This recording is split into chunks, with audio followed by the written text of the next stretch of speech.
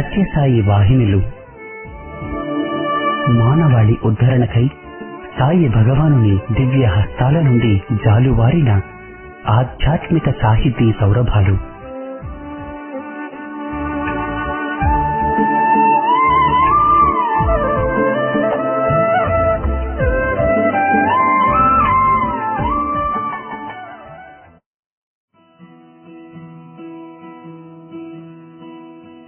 Radio Sai శ్రోతలందరికీ సాయిరాం. మానవుడు తన జీవిత ప్రస్థానంలో నేర్చుకోవలసినటువంటి ఆధ్యాత్మిక సత్యాలను, భారతీయ సంస్కృతి ఆధ్యాత్మికతల యొక్క ప్రాముఖ్యాన్ని, అంతరార్థాల్ని వివరిస్తూ స్వామి వివిధ రూపాలలో తమ ప్రబోధలను మానవాళికి ప్రసాదించారు. ఉపన్యాసాలు, పద్యాలు, చిన్న కథలు, రచనలు, ఇలా ఎన్నెన్నో. స్వామి సనాతన సారథి మాసపత్రికకు స్వయంగా తమ దివ్య హస్తాలతో ఎంతో శ్రమల కోర్చి 15 వాహినులు రాశారు. ఆ వాహినుల పరంపరలో సాయిరాముడు సాక్షాత్తు శ్రీరామ కథను, దానిలో నిగూఢమైన రహస్యాలను తెలియపరుస్తూ రామకథా రసవాహినిని 2 భాగాలుగా ప్రసాదించారు.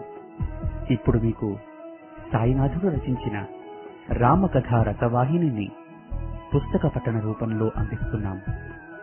రామకథను హాయిగా వినండి. సాయిరాముడి లీలా వైభవాన్ని మనసారా ఆస్వాదించండి.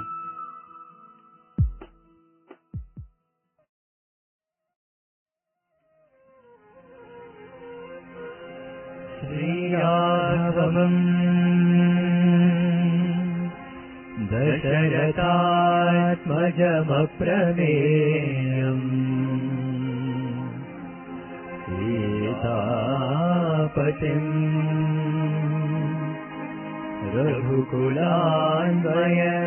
రఘుకులాన్వయరత్నదీపం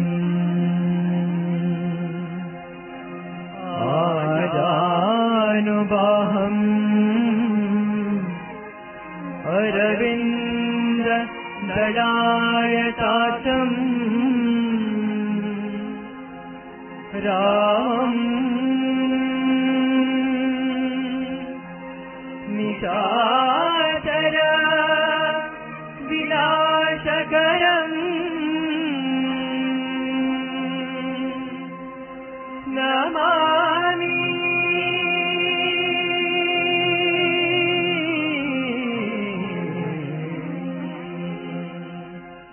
రామకథను వినరయ్యా, రామకథను వినరయ్యా, ఇహ పర సుఖములనొసగే సీతా రామకథను వినరయ్యా. ఓం శ్రీ సాయిరాం. రామకథా రసవాహిని.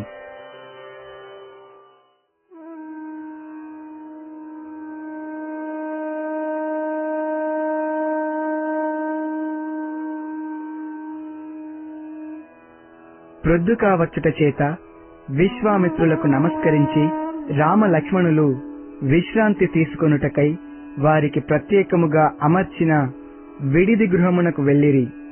తెల్లవారగనే స్నాన సంధ్యాదులు గావించి విశ్వామిత్రుల చెంతకు సకాలమునకు చేరిరి. అక్కడ సుమతికి కృతజ్ఞతను తెలిపి మిథిలాపురికి బయలుదేరిరి. సుమతి కొంత దూరము వారెలతో వచ్చి వీడ్కోలొసగి తిరిగి వెళ్లిపోయెను. విశ్వామిత్రుడు శిష్య బృందముతో రామలక్ష్మణులతో నడచుచు మధ్యాహ్నమునకు ఒక సుందరమైన వనమును చేరెను. అది పూర్వము ఎంతో అందముగా ఉండినట్లా కొన్ని శిథిలమైన పర్ణశాలలు, యజ్ఞయాగములు చేయునట్టి అరుగులు, హోమగుండములు రాముని కంటి కగుపడెను. అంత రాముడు చుట్టూ పరికించి ఇది ఏదో పూర్వము మహర్షులు సంచరించిన పవిత్ర వనము వలెనున్నదని విశ్వామిత్రులతో హెచ్చరించగనే విశ్వామిత్రుడు చిరునవ్వు నవ్వి, రామా, ఎంత చక్కగా గమనించితివి, సంతోషము. ఈ ప్రదేశమున ఏ మహనీయుడు నివసించియుండెనో ఆ మహనీయుడు ఈ ప్రదేశమును ఎందుకు వీడవలసి వచ్చెనో తెలుపుదును, వినుము.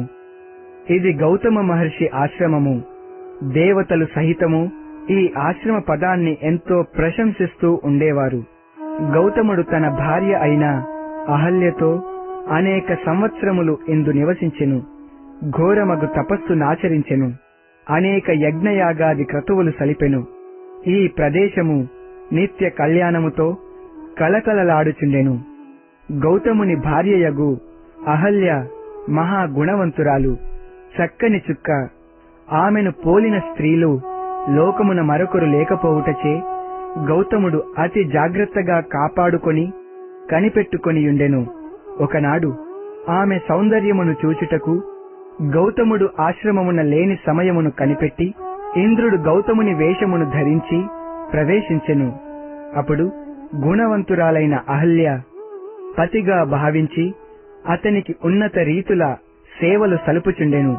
ఇంతలో నిజమైన గౌతముడు ప్రవేశించగనే ఇంద్రుడు కనిపించెను. గౌతముడు ఉగ్రుడై తన వేషమును ధరించి అహల్యతో సేవలు చేయించుకొనుచుంటివా, దుర్మతి అని గర్జించగనే దేవేంద్రుడు అంతర్ధానమాయెను. ఆ రౌద్రముతో అహల్యను చూచి, ఆశ్రమ నాశనమునకు పూనుకొంటివని, ఛీ, ఒక నిమిషమైనను నేను ఇందుండ తలంచలేదు. నీ ముఖము చూడరాదు. కూడును నీరును లేక గాలిని పీల్చుచు ఇతరుల కంటబడక పొదల చాటున పడియుండుము. నే వెళ్ళుచున్నానని గౌతముడు అగ్ని వంటి మాటలు పలుకగనే అహల్య గోడున ఏడ్చి తనయందే విధముగను తప్పులేదనియును తాను లోతుగా విచారించలేక వేషమును చూచి పతిగా భావించి సేవలు సల్పితినే గాని అన్యభావము లేదని కాళ్లమీద పడి ప్రార్థించగా గౌతముడు శాంతించి యథార్థమును గుర్తించి తానన్న మాట తిరిగి వెనకకు తీసుకొన రానిదగుటచే తిరిగి, అహల్య, నాకు ఆడిన మాట తప్పనను వ్రతమున్నది. అది నీకు తెలియను. కాన నీవిక్కడే పడియుండుము. త్వరలో దశరథరాముడు ఇక్కడికి రాబోవుచున్నాడు.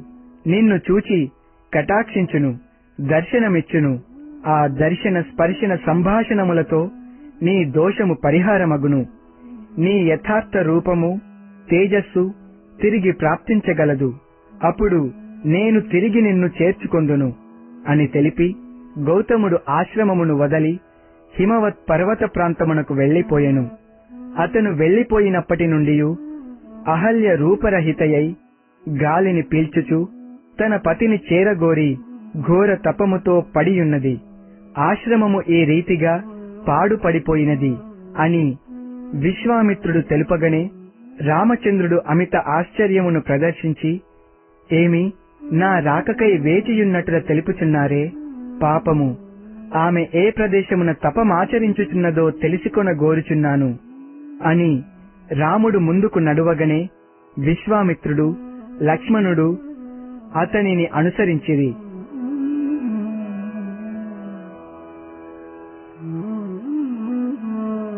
మహారణ్యమున పొదలను దాటి శిథిలమైన పర్ణశాలలో ప్రవేశించిరి. అంతవరకు దేవదానవులకెవ్వరికిని చొరణలవి కాకుండా తపోనిష్టలో సర్వమును మరచి నిద్రాహారములు లేక రాయివలే పడియుండిన ఆ అహల్య పొగమంచులో చిక్కుకొన్న చంద్రుని వలె కనిపించెను. ఆమె విగ్రహము ధూమచ్చన్నము అయిన అగ్నిహోత్ర జ్వాలవలే మారియుండెను. రాముడు మరింత సమీపమునకు వెళ్ళుచుండగనే కాలు సోకెను. అంత అహల్య తల ఎత్తి రాముల దివ్య సుందర విగ్రహము చూచి, ఆహా, ధన్యురాలనైతిని అని పాదములు గట్టిగా పట్టుకొని, నా పాప పరిహారము గావింపవచ్చిన పరమాత్మ, ఈనాటికి దయ కల్గెనాయని అనేక విధముల ప్రార్థించెను. తన రూపము మేఘముల నుండి తప్పించుకున్న చంద్రుని వలె ప్రకాశింప పైకి లేచెను. అంత యోగలక్షణ సంపన్నుడగు గౌతముడు క్షణములో అచ్చట వ్రాలెను. ఆ తపోబల విశుద్ధాంగిని చూచెను. ఇరువురు చేరి రామలక్ష్మణులకు అత్యంతానందముతో నమస్కరించి విశ్వామిత్రుని గౌతముడు తగు రీతిగా సన్మానించి గౌరవించెను. అంత విశ్వామిత్ర శిష్య బృందము ఈ ఆశ్చర్యకరమైన వింతను జూచి నేత్రముల నుండి కారుచున్న ఆనంద బిందువులతో రామలక్ష్మణులను తదేక దృష్టితో చూడదొడగిరి. ఇంతలో విశ్వామిత్రుడు గౌతముని దగ్గర సెలవు తీసుకొని రామలక్ష్మణులను తన వెంటబెట్టుకొని ఈశాన్య దిక్కుగా పయనము సలిపెను. సాయం సమయమునకు సరిగా మిథిలాపురము సమీపించిరి. అదియే మిథిలాపురమని కనిపించు పెద్ద పెద్ద భవనములతో కూడిన విశాల పట్టణమును విశ్వామిత్రుడు రామలక్ష్మణులకు చూపగనే రామలక్ష్మణులు ఋషి శిష్యులు పట్టరాని ఆనందముతో గంతులు వేసిరి. నడక మరింత తీవ్రగతిని చెందెను. దేహములే మరచిరా అన్నట్లు పూల చెండుల వలె కదిలిపోయిరి. మిథిలాపుర సింహద్వారము చేరిరి. ఎటు చూచినను ఋషులు బ్రాహ్మణులు వేద పఠనములు అన్ని కార్యములను జరుగుచుండెను. ఏ చెట్ల కింద చూచినను ఎడ్ల బండ్లను నిలిపి అందుండి ప్రజలు గుంపులు గుంపులుగా దిగుచు స్త్రీలు పురుషులు వృద్ధులు బాలురు అన్ని వర్గముల వారు అన్ని ఆశ్రమముల వారు అన్ని దేశముల వారు రకరకాలుగా కనిపించుచు కన్నుల పండుగగా నుండెను. జనులు అటూ ఇటూ తిరుగుచు దారియే తెలియక క్రిక్కిరిసి కిటకిటలాడుచుండిరి. అట్టి సమయమున ఎక్కడ విడిది చేయవలెనో తెలియక అటు ఇటు చూచి కొంత జనసమ్మర్దము లేని ఒక చెరువు గట్టునకు చేరిరి. అక్కడి వారందరూ సామానులు కట్టిపెట్టి స్నాన సంధ్యాదులు తీర్చుకొనుచుండిరి. యజ్ఞ సమయమున ఆహ్వానము గావించిన వారెవరైనా వత్తురేమో అని ఎక్కడ నుండి వచ్చినదియు వారు ఏ ఆశ్రమునకు చెందినదియు వారి నామధేయములను విచారించి వార్తలను రాజునకందించుచుండిరి. ఈ లోపల ఈ చుక్కల వంటి పిల్లలతో సింహముల వంటి దృఢకాయములతో మహా తేజోవంతుడైన విశ్వామిత్రుడు స్నానము చేసి సంధ్యాది కార్యములు సక్రమముగా ఆచరించి చెరువుగట్టుపై కూర్చొని మిథిల వైభవమును గూర్చి చెప్పుచుండా రామలక్ష్మణులు ఋషిపుత్రులు వినుచుండిరి. ఇంతలో రాజభటులు వచ్చి సవినయముతో, స్వామి, తామెవ్వరు ఎచ్చటి నుండి దయచేసితిరి? మేము రాజభటులము. జనక చక్రవర్తి ఆజ్ఞానుసారము మేము మా కర్తవ్యముల నిర్వర్తించుచున్నాము. తమ నామధేయము తెలిపిన శ్రీవారికెరిగింతుము అని ప్రార్థించగనే విశ్వామిత్రుడు వెంటనే తన నామమును తెలిపెను. అంత రాజభటులు సరాసరి రాజభవనమునకు వెళ్లి విశ్వామిత్రుల వారి రాకను గురించి తెలుపగనే జనక మహారాజు తగిన ఏర్పాట్లు గావించెను. కొంత సమయమగుసరికి ప్రధాన బ్రాహ్మణులతో ప్రధాన పురోహితుడైన శతానందుని పంపగా శతానందుడు స్వస్తివాచకములు పలుకుచు చెరువుగట్టునకు వచ్చుటను జూచి విశ్వామిత్రుడు తమను తోడ్కొని పోవు నిమిత్తము వచ్చుచున్నారని గమనించి రామలక్ష్మణులను సిద్ధము కండని తెలిపెను. అందరూ సర్వ సంసిద్ధులయ్యుండ శతానందుడు వినయ విధేయతలతో అర్ఘ్యము పాద్యము మధుపర్కము విశ్వామిత్రుల వారికి సమర్పించి, మహారాజుగారి ఆజ్ఞ ప్రకారము మేము తమకు స్వాగతమిచ్చుటకై వచ్చితిమని తెలిపి వారి సామానులకు ఒక పల్లకి అక్కడుంచి విశ్వామిత్రుని రామలక్ష్మణ ఋషి కుమారులను మంగళవాద్యములతో తోడ్కొని పోయెను. రాజవీధిలో ప్రవేశించగనే అక్కడికి జనక మహారాజు స్వయముగా తన మంత్రి పరివారముతో ఎదురేగి విశ్వామిత్రుల వారికి నమస్కరించి, స్వామి, నేను ధన్యుడనైతిని. తమ రాక మిథిలాపురమునకెంతయో శోభ చేకూర్చెను అని క్షేమ సమాచారములు పల్కరించి తమ దృష్టిని పిల్లలైన రామలక్ష్మణులపై ఏకాగ్రపరచెను. ఆ రూపములు సాక్షాత్ సూర్యతేజ పుంజముల వలె కనిపించెను. రాజునకు కొన్ని సెకండ్లు ఏమీయూ తోచక ఎక్కడనున్నది తెలియకపోయెను. ఎటులో తన చిత్తమును అణచుకొని దిగ్భ్రాంతిగా, స్వామి, ఈ పిల్లలెవరు? సాక్షాత్ అశ్వినీ దేవతల వలె కనిపించుచున్నారు. వీరు నా అదృష్టవశముచే ఇప్పటికిప్పుడే నన్ననుగ్రహింపగోరి దేవలోకము నుండి దిగిన దేవతా విగ్రహముల వలెనున్నారు. లేక సూర్యచంద్రులే ఇట్టి రూపములు ధరించి భూలోకమునకు వచ్చిరా అన్నట్లున్నారు. ఇట్టి సుకుమార సుందరులు తమతో పాదచారులై ఎట్లు వచ్చిరి?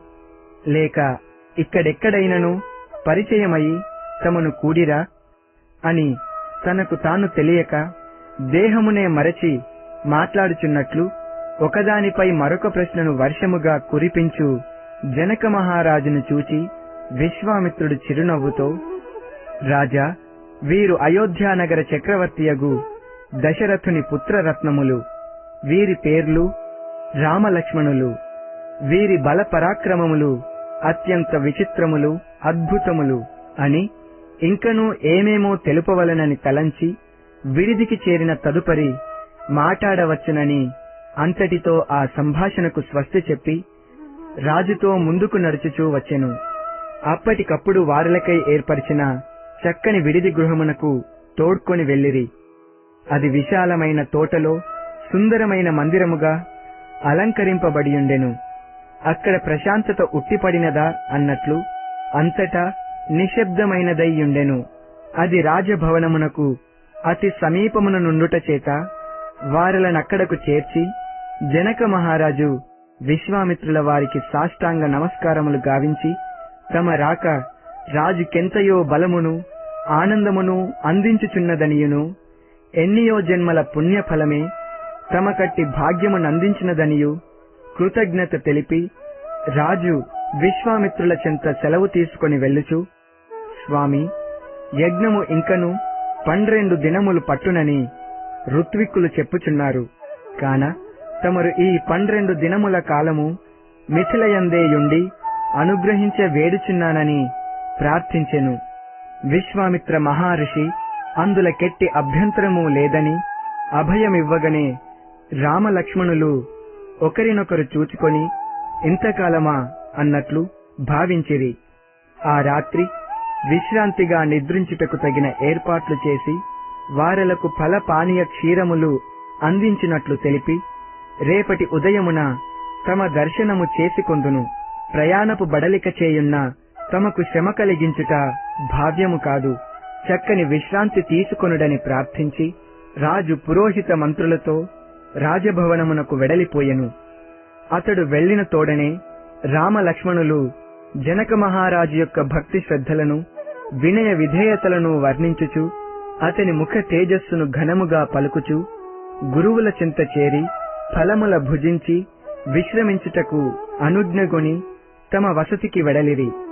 నాటి రాత్రి హాయిగా నిద్రించిరి. తెలతెలవారగనే ద్వారము ముందు మంగళ వాద్యములు మ్రోగెను. బ్రాహ్మణులు వేదము పఠించిరి. రామలక్ష్మణులు చూచి స్నానమునాచరించి సంధ్యావందనములు ముగించుకొని విశ్వామిత్రుల వారి చెంతకు చేరిరి. అంత విశ్వామిత్రుల వారు వారలకు క్షీరమునందించి, నాయనలారా, జనకుడు వచ్చు వేళైనది, మీరు ఫలహారము తీసుకొని సిద్ధముగా నుండుడని ఆజ్ఞాపింపగనే రామలక్ష్మణులు ఋషి కుమారులు ఫల పానీయములను అందుకొని భుజించి హస్తములను శుద్ధి చేసుకొని తిరిగి వచ్చి విశ్వామిత్రుల వారి చెంత కూర్చొనిరి. ఇంతలో జనక మహారాజు పురోహిత సమేతుడై వచ్చుచున్నట్టుల తెలిసెను. శంఖముల నూది నవధ్వనులు వాయించిరి. గంధాక్షతలను హస్తమందుంచుకొని జనకుడును, అర్ఘ్యపాద్యములను ధరించి శతానందుడును పరివారముతో విడిదిలో ప్రవేశించిరి. జనకుడు సరాసరి వచ్చి విశ్వామిత్రులకు నమస్కరించి వారికి ఎదురుగా ఏర్పరిచిన ఉన్నతాసనము చెంత నిలబడెను. విశ్వామిత్రుడు అతనిని కూర్చుండమని ఆజ్ఞాపింపగనే జనకుడు ఆసనముపై కూర్చుండెను. రామ లక్ష్మణులు విశ్వామిత్రునికి కుడివైపున నేలపై పరువబడిన రత్న కంబళముపై ఆసీనులయ్యుండిరి. ఇంతలో జనకుడు, మహాముని, తమకు నిరంతరము స్వాగతము. ఇక తమ ఆజ్ఞ ఏమిటో తెలిపినా నేను సంసిద్ధుడనని హస్తములు జోడించుకొనెను. అంత విశ్వామిత్రుడు చిరునవ్వు నవ్వి, రాత్రి వ్యవధి లేకపోవుట చేత వివరములు తెలుపనైతిని. నీవు వినగోరుదువేని ఈ రామలక్ష్మణుల విషయమున చెప్పబోనుదును. వ్యవధి లేకున్నా మరొక పరి తెలుపుదుననగనే రాజు, స్వామి, తమ సంభాషణ భాగ్యము కన్నను నాకు వేరు ప్రధాన కార్యమేమున్నది? ఇది సర్వ తపస్సుల సారము, సర్వ యజ్ఞముల ఫలము, సమస్త పుణ్యముల పుంజము. తమరు తెలుపుదురేని నేనెంతయో ఆనందింతును, మహాభాగ్యమని భావింతును అనెను. తాను దశరథుని దర్శించినది మొదలు తన యాగ సంరక్షణ వరకు జరిగిన విషయమును విపులముగా తెలిపి రాక్షసులతో పోరాడిన పిల్లల శక్తి సామర్థ్యములను మరింత అద్భుతముగా తెలుపుచు మధ్య మధ్య ఆనందమును భరించలేక కంటితో ధారలను కార్చుచున్న విశ్వామిత్రుల వారిని ఆశ్చర్యముతో చూచుచు పిల్లలను చూచుచు జనకుడు మహాసమాధిలో నున్నటులా తలంచుచుండెను. ఆ పిల్లలను సాక్షాత్తు దేవతామూర్తులుగానే తాను భావించుచుండెను. మాటి మాటికి తన దృష్టిని ఎంత మరల్చినప్పటికీ ఆ దివ్యమూర్తులనే చూడగోరుచుండును. ఆ పిల్లల ముఖ పద్మములపై బ్రహ్మ తేజస్సు ఉట్టిపడుచుండెను. ఈ భావములను తనలో తాననుకొనుచు అతి వినయ విధేయతలతో వారిని చూడగోరెనే కాని తాను చక్రవర్తిననియు వారు వేరొక మహారాజు కుమారులనియు భావించలేదు. వారు సాక్షాత్ దేవలోకము నుండి భువికి దిగిన దివ్యమూర్తులుగా లోలోన తలంచుచుండెను. దానికి తగినట్టులా విశ్వామిత్రుల వారు తెలిపిన వీరి పరాక్రమ దృశ్యములతో జనకుని విశ్వాసము మరింత బలపడెను. మహా తపశ్శక్తి సంపన్నుడై విశ్వామిత్రుని చేత కానట్టి యజ్ఞ సంరక్షణ ఈ పసిపాపలచే రక్షింపబడినదన్న వీరు సామాన్య మానవ మాత్రులు కారని తలంచెను. మిథిలాపురమునకు బయలుదేరినది మొదలు ఆ రామలక్ష్మణులచే విశ్వామిత్రుడు ఎంతో ఉల్లాసముగా ప్రయాణము జరిపినదియును అతి సమీపముననేయున్న గౌతమ మహర్షి ఆశ్రమమున అహల్యను పునీతురాలుగా చేసినదియును అత్యంత ఆశ్చర్యముతో విశ్వామిత్రుడు తెలుపుచుండగనే శతానందుడు పరమ ఆశ్చర్యముతో, ఏమి ఆ తల్లికి శాప విమోచనము జరిగినదా? ఈ మహనీయులు నా తల్లిని పునీతురాలుగా చేసి నా తండ్రితో చేర్చిరా. ఆహా, నిజముగా వీరు సాక్షాత్ దైవస్వరూపులే. సందేహము లేదని ఆనంద బాష్పములు రాల్చుచు అత్యంత ఉత్సాహముతో నోటి మాట రాక స్తంభించిన శతానందుని చూచి విశ్వామిత్రుడు, నాయనా, ఇంత మాత్రమునకే నీవింత కంగారు పడెదవేళ? మునుముందు జరుగు అద్భుత ఆనంద అతీత చర్యలను అతి శీఘ్రములోనే అనుభవింతువు, ఆనందింతువు. మీ తల్లిదండ్రులు కూడా నేడో రేపో మిథిలాపురమునకు రాగలరు.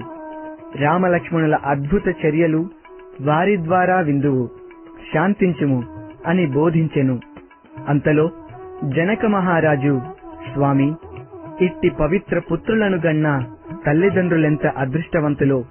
తలవని తలంపుగా వారలు నా గృహమున కరుదెంచుట ఇది నా భాగ్యము, తమ అనుగ్రహ బలము అని రామలక్ష్మణుల వైపునకు తిరిగి, నాయనలారా, మీకు తగినట్లు వసతులు కల్పించలేకుండినా నన్ను క్షమింపుడు. కోరిన తగిన వసతుల నేర్పరచుటకు సంసిద్ధుడను. లేక పురమును జూడగోరిన తగిన ఏర్పాట్లు గావింతును. క్రొత్తగా భావించక మనస్సు విప్పి తెలిపిన సంతసింతును అని ప్రేమతో పలుకుచుండిన జనక మహారాజు వాక్యములకు రామచంద్రుడు ఎంతో గౌరవ భావమును వెదజల్లుచు, మహారాజా, మేము పిల్లలము. మా సౌకర్యములకెట్టి అనానుకూలములు లేవు. ఆనందముగానున్నాము. తమరు మా కొరకై వేరు ప్రత్యేక ఏర్పాట్లు చేయనక్కరలేదు.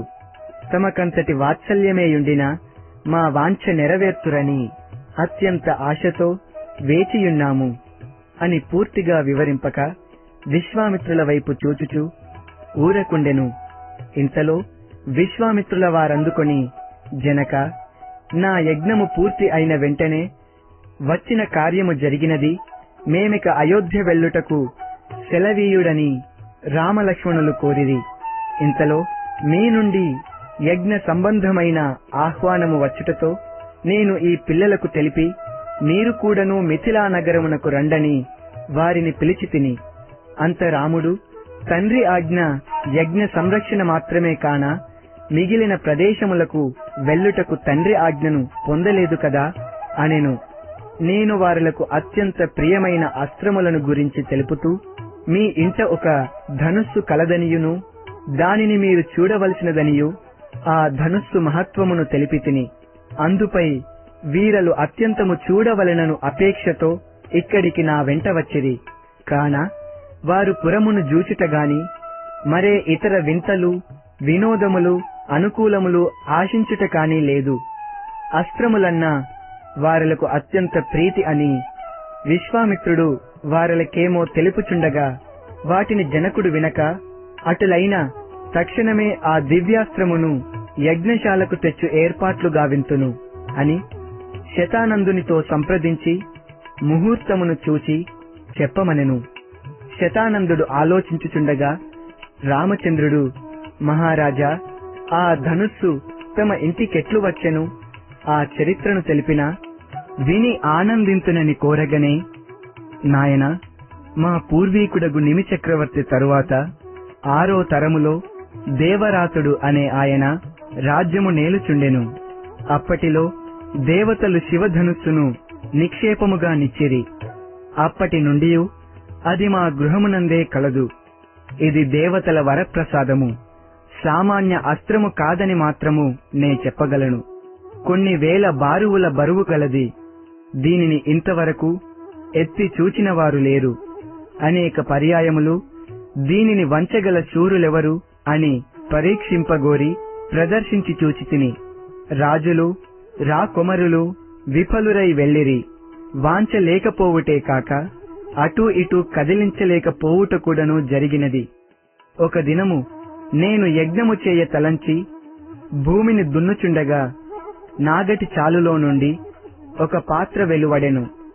దానిని తీసి చూడగా అందులో ఒక సుందర స్త్రీ శిశువు కనిపించెను.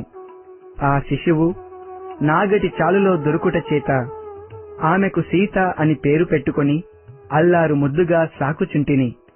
ఆమె మహాశక్తివంతురాలు. ఒకనాడు ఆమె తన పరిచారికలతో ఆడుకొనుచుండగా తన ఆట వస్తువు ఆ ధనుస్సు గల పెట్టె క్రిందకు పోయినది. దానిని తీయుటకు అనేక పరికరములతో దాదులు ప్రయత్నించిరి. కాని అది మరింత లోనికి వెళ్ళెను.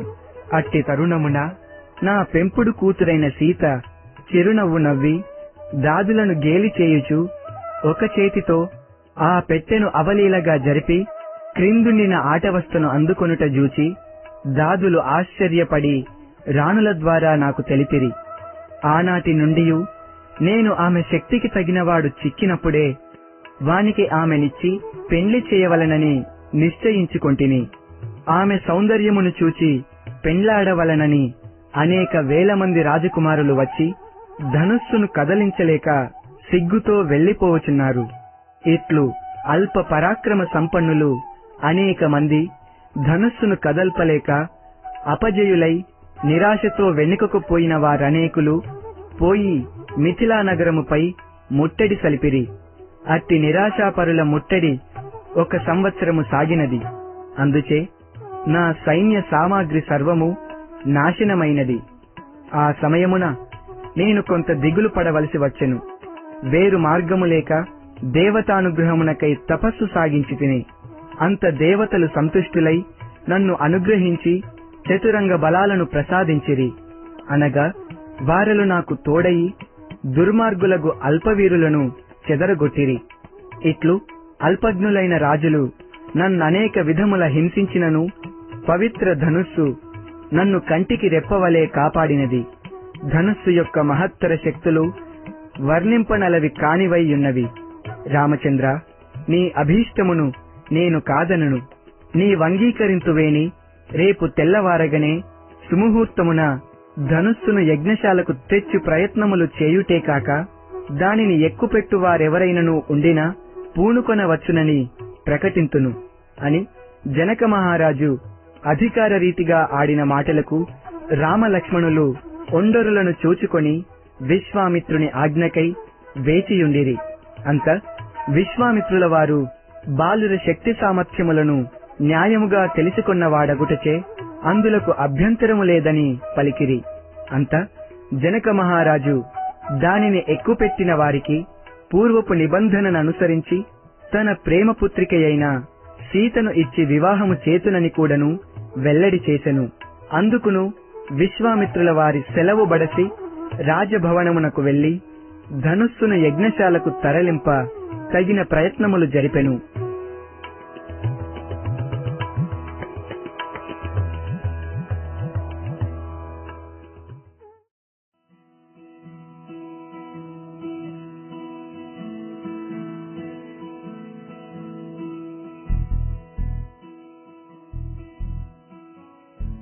ఇంతవరకు మీరు సాయి భగవానుడు రచించిన రామకథా రసవాహిని పుస్తక పఠనాన్ని విన్నారు.